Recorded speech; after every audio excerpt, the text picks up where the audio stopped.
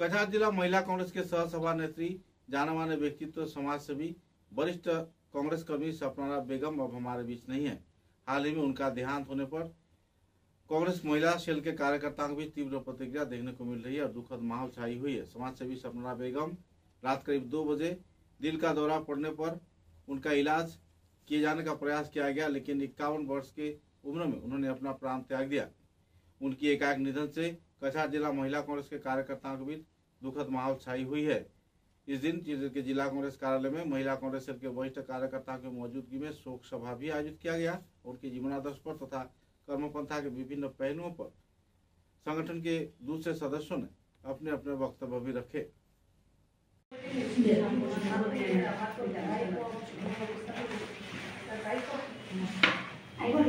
যেহেতু তাই মানে স্মৃতিগুলো আমরা আবার ট্রাভেল করার চেষ্টা করব।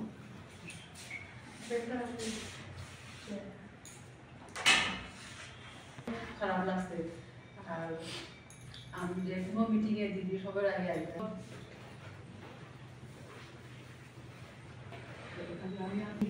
অনেকদিন থেকে স্বপ্ন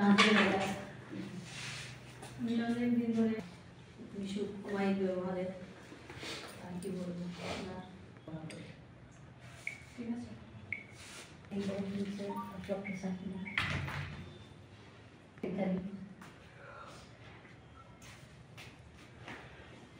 डिवेलपिंग मेंबर और एग्जीक्यूटिव बॉडी एपीसीसी मेंबर किसलिए सपना दीदी बहुत सालों से कांग्रेस में मतलब गया तो हार्ट अटैक मान लो हार्ट अटैक थी ना अचानक साथ में हो गया तो एकजुट होना, खबर मिलते ही एकजुट होना, यही हमारा कांग्रेस का नीति है, नियम है। कांग्रेस का नदी में बहा के गया उसका सपोर्ट होना जरूरी है। एक साथ में ये करें। एक दिन हम लोग कांग्रेस सुबह में बातचीत किया, अपना अपना पैसा है ना, बंदिता है ना, सारे अपना अपना है, ये नहीं सोचना कांग्रेस में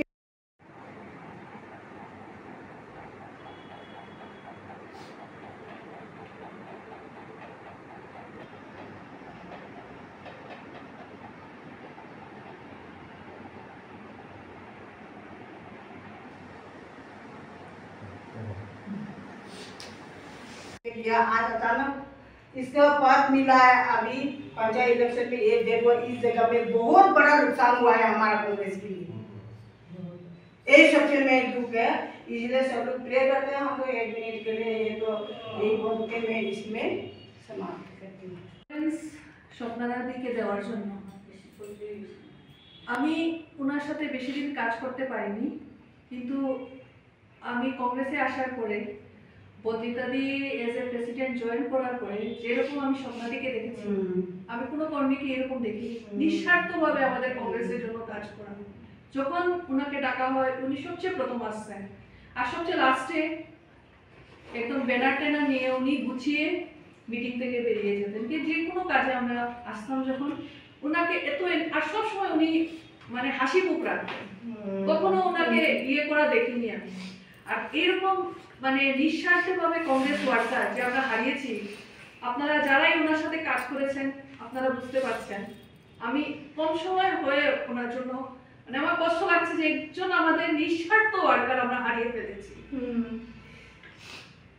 আমি এই মঞ্চ থেকে আমি প্রার্থনা করছি উনি যেখানেই আছেন উনি অন্তত সুখে থাকেন, আল্লাহ ওনাকে যাতে জান্নাত নসিব করাও এই দোয়া আমি রাখবো। আর তো আমি কি বলবো না, এই কামনা করেই আমি আমার কথা শেষ করছি। আর সেই কাছে থাকার যোগসূত্রটি ছিল কংগ্রেস পরিবার।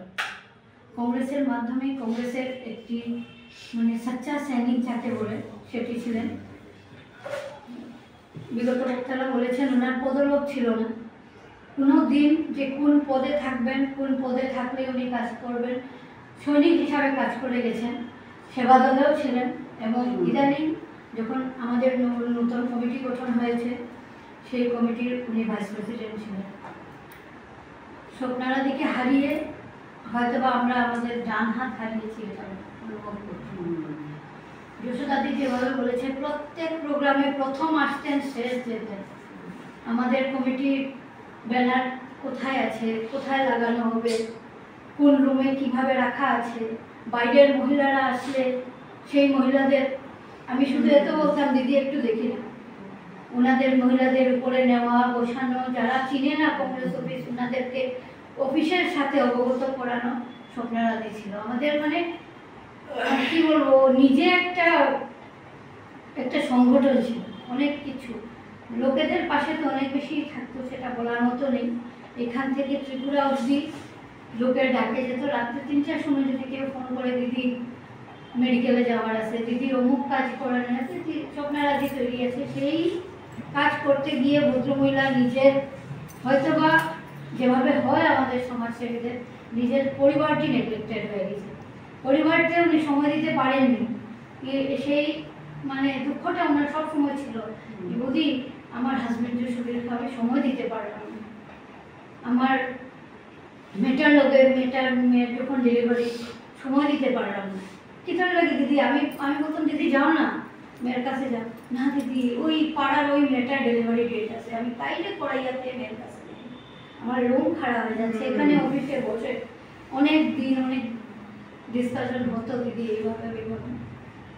যাই হোক, উপরওয়ালার কাছে এটাই অনুরোধ থাকলো, এটাই কামনা থাকলো, ওনার আত্মা চিরশান্তি হোক, ওনার দেখা মতো ওনার মতে আমরা চলতে পারি, এবং সত্যিকারের কংগ্রেস পরিবারকে যেভাবে উনি ভালোবাসতেন এইভাবে যদি আমরাও ভালোবেসে ওনার পদচিহ্নে চলতে পারি, তো আমাদের উচিত শ্রদ্ধাঞ্জলি হবে বলে আমি মনে করি। এবং এই কংগ্রেস অফিসে হোক, মহিলা কংগ্রেসের শুধু নয়, কংগ্রেসের একটি দক্ষ সৈনিক ছিলেন উনি, এবং আজ থেকে নয়, উনি পদে আছেন, পদে না দায়িত্ব দেওয়া হয়েছে জানি না, কিন্তু কংগ্রেস বলতেই পাগল ছিলেন। আজকে যদি আমরা বরাকবালিতে 10 জন মানুষ বের করি কংগ্রেস পাগল, স্বপ্নারা বেগমের নামটা দিতে হবে আমাদের। দ্বিতীয় কথা হচ্ছে যে যেদিন উনি মারা গেলেন, কীভাবে সমাজসেবী ছিলেন, যেদিন মারা গেলেন সেদিন একটা ডেলিভারি কেস নিয়ে সকাল থেকে দৌড়ঝাঁপ অন্য লোকে পাড়া প্রতিবেশী, এবং সারাদিন মেডিকেলে দৌড়ঝাঁপ করার পর যখন বিকেলে এসেছেন তখন উনি হাজব্যান্ডকে বললেন যে আমার বুকে একটু পেইন হচ্ছে, তো ওগুলো ঠিক তুমি এখন রেস্ট করো। তখন 10টা রাতে বাজে আর কি, 10টার পরে কথা বলতে বলতে বলতে ছেলেকে বললেন বাবা আমাকে একটু কুলে ধরো, ছেলে মাকে কুলে নিয়ে বসার পরে 2টার সময় বললেন যে আমি আর শ্বাস নিতে পারছি না, আমাকে হসপিটালে নিয়ে যান। যে মহিলা অন্য প্রাণ বাঁচাতে একটা জীবন পৃথিবীতে আনতে চেষ্টা করে গেলেন, আর সেদিন রাত্রে উনার প্রাণ চলে গেল। এইরকম দক্ষ সমাজসেবী কংগ্রেস কর্মী সবসময় পাওয়া যায় না। উনার ক্ষতি কংগ্রেসের তো হবেই, মহিলা কংগ্রেসের একটা অনেক বড় ক্ষতি হয়েছে আমি বুঝতে পারছি। এই ক্ষতিটা পূরণ করা অনেক কষ্টকর ব্যাপার।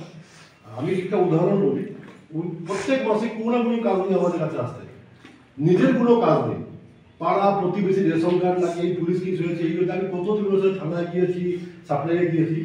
গুয়াহাটি একটা ঘটনা বলি, আমি গুয়াহাটি একদিন হোটেলে ঘুরে হঠাৎ 3টার সময় ভোরবেলা স্বপ্নারাধির ফোন, আমি তো স্বাভাবিক 3টার সময় ফোন, তো আমি চিন্তায় পড়ে গেলাম কী হয়েছে।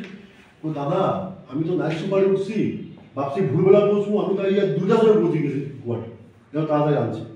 আমি পড়লো মজা একবার ওই যে বিশ্বাসটা আমার মধ্যে, আমি হোটেল থেকে নামিয়ে গিয়ে তার লোকে 2টা থেকে 6টা পর্যন্ত আমরা ওই পড়লো দোকানে বইয়া চাটা খেলাম, 6টার পরে তাই আমি মোটর ঠিক করে দিলাম যেখানে যাবার যাই।